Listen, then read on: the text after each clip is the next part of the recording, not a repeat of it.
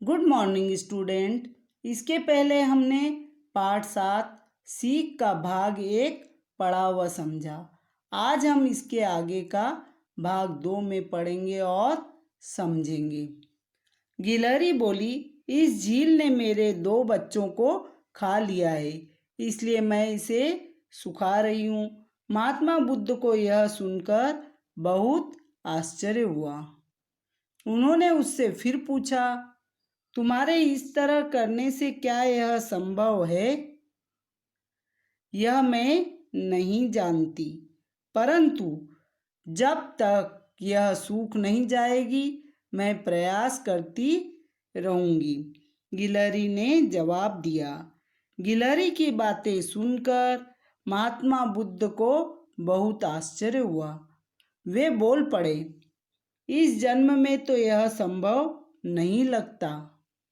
उनकी बात सुनकर गिलहरी ने कहा, इस प्रकार थोड़ा थोड़ा पानी निकालकर शायद मैं इस झील को सुखा दूंगी, ऐसा मेरा विश्वास है। महात्मा बुद्ध को गिलहरी की बात समझ आ गई।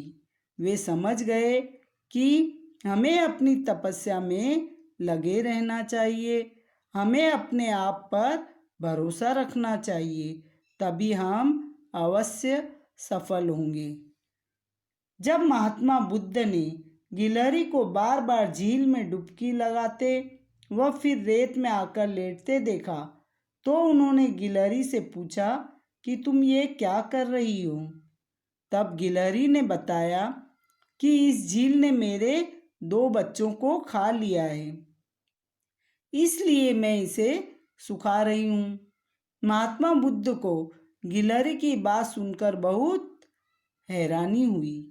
उन्होंने उससे पूछा कि तुम्हारे ऐसा करने से क्या यह संभव हो जाएगा? तब गिलहरी ने बताया कि जब तक यह झील नहीं सूखेगी मैं लगातार कोशिश करती रहूंगी।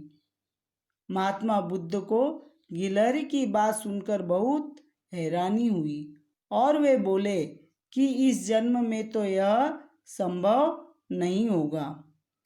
अब गिलहरी ने कहा कि इस प्रकार मैं थोड़ा थोड़ा पानी निकालकर इस झील को सुखा दूंगी, ऐसा मुझे विश्वास है।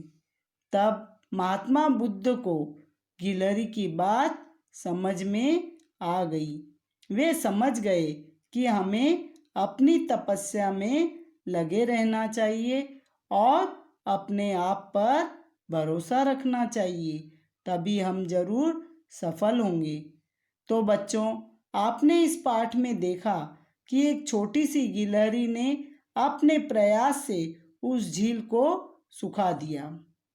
इस पाठ से हमें यह शिक्षा मिलती है कि हमें कभी निराश नहीं होना चाहिए और स्वयं पर भरोसा रखना चाहिए, लगातार प्रयास करते रहना चाहिए, कभी हार नहीं मानना चाहिए, तो हमें सफलता अवश्य मिलेगी। इसके आगे का हम नेक्स्ट वीडियो में पढ़ेंगे।